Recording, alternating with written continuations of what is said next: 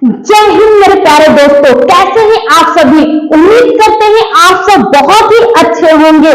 तो आज का मैं जो टॉपिक लेकर आई हूँ, उम्मीद करती हूँ आप लोग के लिए वो टॉपिक बहुत ही ज्यादा हेल्पफुल रहेगा। तो आज का मेरा जो टॉपिक है वो टॉपिक है इंडस्ट्रियल हैजार्ड। आखिर में इंडस्ट्रियल हैजार्ड होता क्या है, कितने प्रकार का होता है वो, और कहां कहां हो सकता है।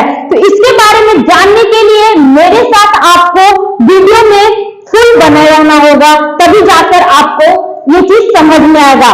क्या होता है, जो नया सेफ्टी ऑफिसर होते हैं तो वो डायरेक्टली जब प्लांट में इन करते तो उनको पता नहीं होता है कि हैजार्ड आखिर में होता क्या है। जो लोग फ्रेशर होते हैं, जो हमारे एम्प्लॉय होते हैं, उनको भी पता नहीं होता है। अधिकतर आप स्टील प्लांट में देखे होंगे कि हमारा ऐसे एम्प्लॉय होते हैं जो एजुकेटेड होते हैं और एक होते हैं नॉन एजुकेटेड होते हैं। तो हम लोग सभी को हम लोग का जो फर्ज बनता है वो सभी को गाइड करने के लिए बनता है, उन लोग तक ये बात पहुंचाने के लिए बनता है तो हैजार्ड आखिर में होता ही क्या है। तो इसको हर कोई को जानना बहुत ही ज्यादा जरूरी है। तो चलिए आप लोग को ज्यादा टाइम नहीं लेते हुए मैं वीडियो को स्टार्ट करती हूँ और आप लोग को मैं बताती हूँ। एक बार मैं फिर से बता देना चाहती हूँ, वीडियो को आप लोग पूरा समझने के लिए आप लोग वीडियो को पूरा देखिएगा। मैं एक एक चीज बताऊंगी। मैं बोर्ड तो सामने लगा दी हूँ, बट फ्रंट कैमरा है, ये बैक कैमरा रहता तो शायद आप लोग को भी लिखा हुआ पता चलता। तो कोई बात नहीं, मैं अच्छे से एक्सप्लेन करूंगी। उम्मीद करती हूँ मेरा समझाया हुआ चीज एक एक चीज आप लोग को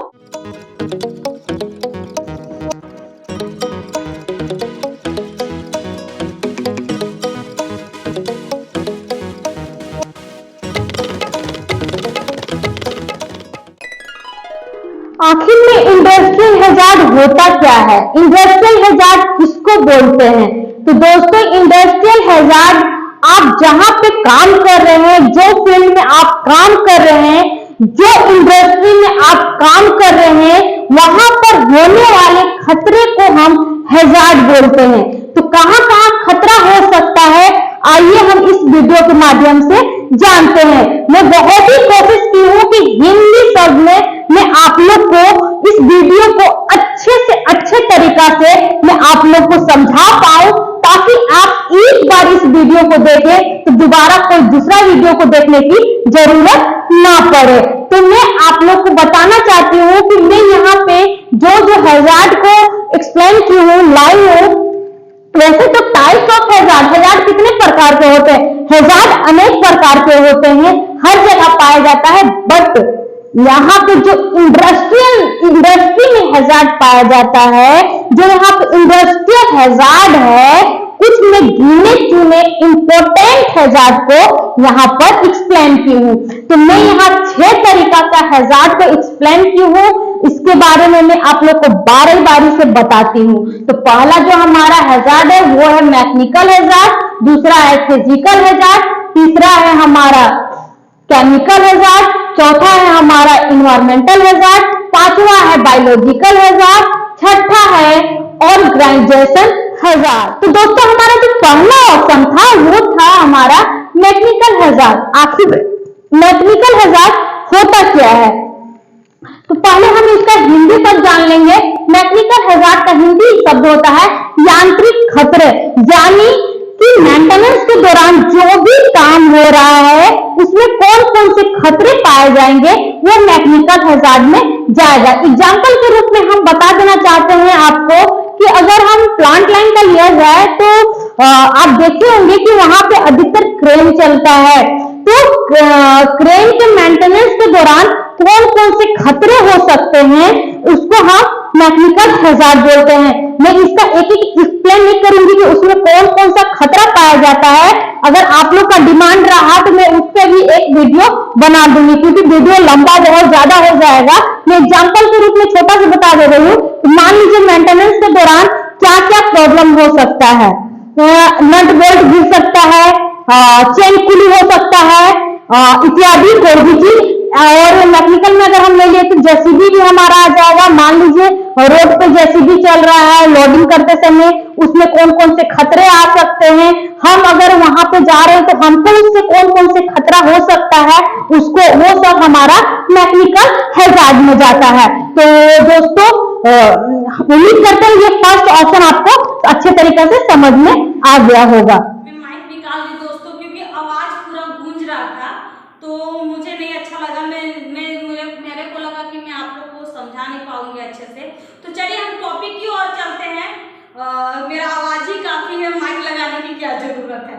तो हम यहाँ पे सेकेंड हमारा जो ऑप्शन था वो था शारीरिक हैजार्ड, यानी सॉरी हिंदी सब बोल दी, यानी फिजिकल हैजार्ड। यानी फिजिकल हैजार्ड का हिंदी अर्थ आपका हो गया शारीरिक जोखिम।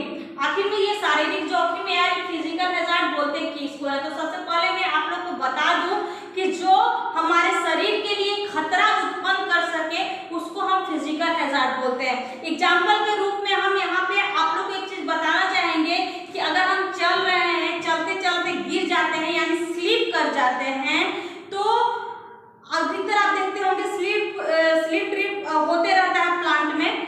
तो मान लीजिए अगर हम गिर जाते हैं और चोट लग जाता है, हमारा हाथ कट जाता है, हमारा पैर में मोच आ जाता है या सर फट जाता है, तो वो हमारे शरीर को नुकसान पहुंचाता है और हमको कई दिनों तक बेड रेस्ट लेना पड़ता है। और शरीर मतलब जख्म से तो पीड़ा सबको होती ही है।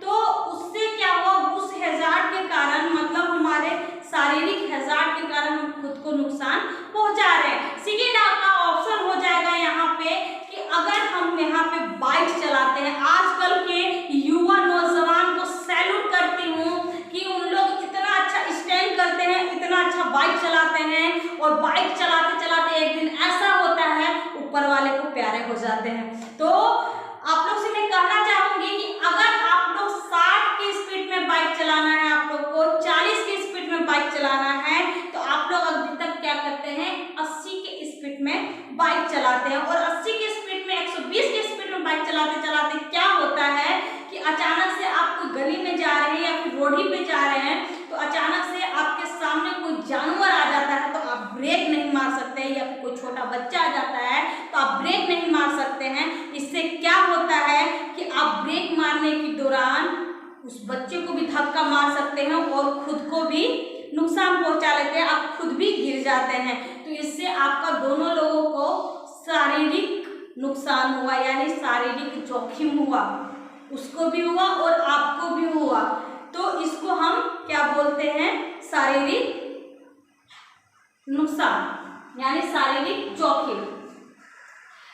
अब यहाँ पे हम आ जाते हैं कि सेफ्टी ऑफिसर क्या। आखिर में मान लीजिए आप देखे होंगे कभी भी हमारे जो सेफ्टी ऑफिसर हैं जब भी जाते हैं ऑफिस में जाते हैं किसी के, और वहाँ पे देखते हैं कोई भी डिपार्टमेंट में जाते हैं, वहाँ पे देखते हैं कि आखिर में हमको चलने में यहाँ पे स्लिप ट्रिप होगा कि नहीं, खुद का मतलब कोई व्यक्ति का यहाँ पे नुकसान हो सकता है कि नहीं, कोई एम्प्लॉय को नुकसान हो सकता है कि। वो लोग देखते रहते हैं कि कहाँ कहाँ पे हैजार्ड हो सकता है, तो वो लोग सलाह देते हैं कि देखिए यहाँ पे चलने में ये फर्श पे नुकसान हो रहा है, यहाँ इस फर्श को आप चेंज करा दीजिए, किसी मतलब जैसे भी हो वो उनको सलाह देते हैं। और सेकेंड चीज हो गया कि मान लीजिए वायर कहीं से गया है, तो वो बताते हैं कि ये वायर यहाँ से नहीं जाएगा, बिना कवर वाला वायर यूज नहीं करना है, उससे नुकसान हो सकता है। या फिर आप जैसे बैठे हो तो बैठने का सिटीजन वो बताते हैं कि ऐसे नहीं बैठा जाता है, वो अलग तरीका से बैठा जाता है। मान लीजिए आप कुछ सामान उठा रहे हैं, आपको सही तरीका से ना उठाकर आप गलत तरीका से उठाएं और सामान को अपने ऊपर गिरा लिए, या फिर आप खुद गिर गए, तो आपको इससे क्या हुआ, शारीरिक जोखिम हो सकता है। तो वो बताते हैं, आपको गाइड करते हैं और आप उनको नजरअंदाज कर देते हैं। तो नजरअंदाज करते हैं तो ये सबसे बड़ी आपको भूल है। मान लीजिए हम गूगल पहन चश्मा पहन रहे हैं और हम जान रहे हैं कि हमारे आंख को यहाँ पे खतरा है, फिर भी हम उस चश्मा को यूज नहीं कर रहे हैं, तो इससे क्या होता है, हमारा आंख खराब हो जाता है, इससे भी हमारा शारीरिक जोखिम होता है, यानी फिजिकल हैजार्ड यहाँ पर भी हमारा होता है। तो आप लोग समझ गए होंगे सेकेंड टॉपिक, तो चीजों को नजरअंदाज मत करिए, यानी जो शरीर को जोखिम पहुंचा रहा है उसको हम फिजिकल हैजार्ड कहते हैं।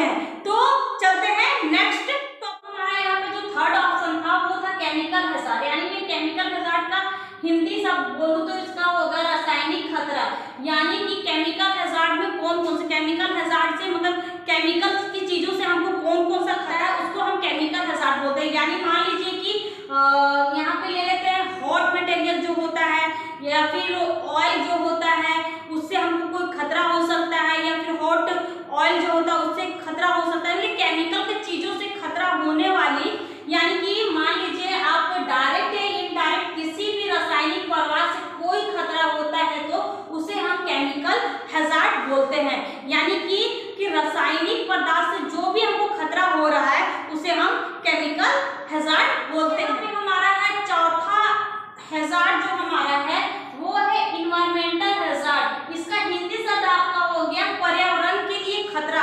आखिर में ये जो इन्वायरमेंटल हैजार्ड है पर्यावरण के लिए खतरा कैसे साबित हो सकता है और ये पर्यावरण से हमको खुद का नुकसान कैसे हो सकता है, तो आइए जानते हैं।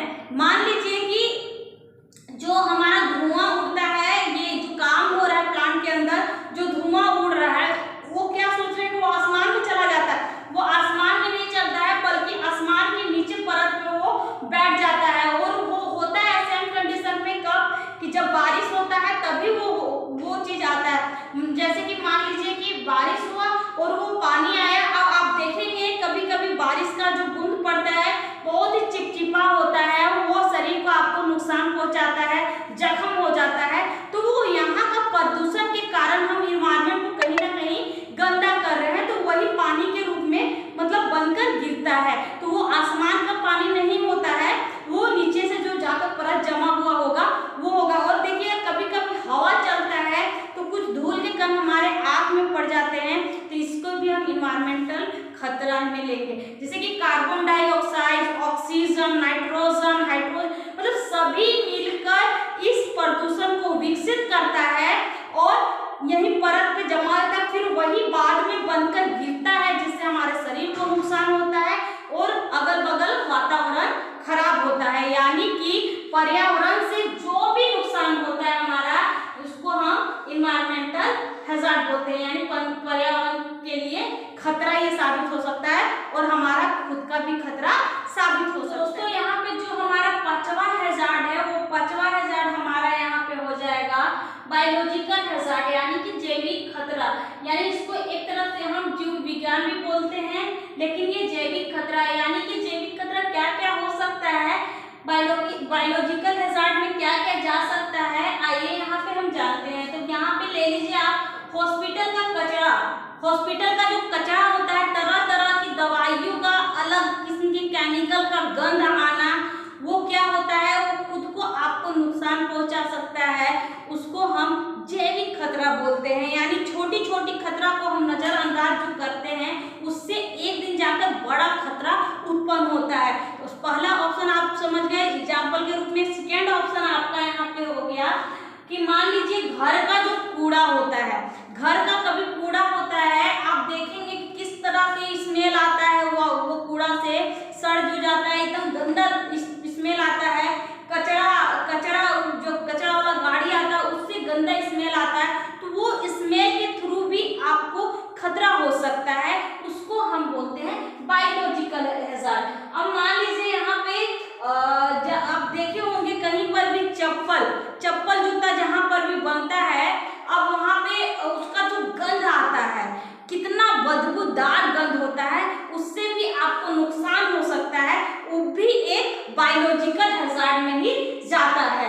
तो आई होप दोस्तों ये टॉपिक आप लोग को अच्छा लगा होगा। हम आते हैं हमारा जो ये छठा हैजार्ड है वो हैजार्ड हमारा है ऑर्गेनाइजेशन हैजार्ड है। आखिर में ऑर्गेनाइजेशन हैजार्ड हम बोलते किसको हैं, तो इसका हिंदी शब्द होता है दोस्तों संगठन का खतरा।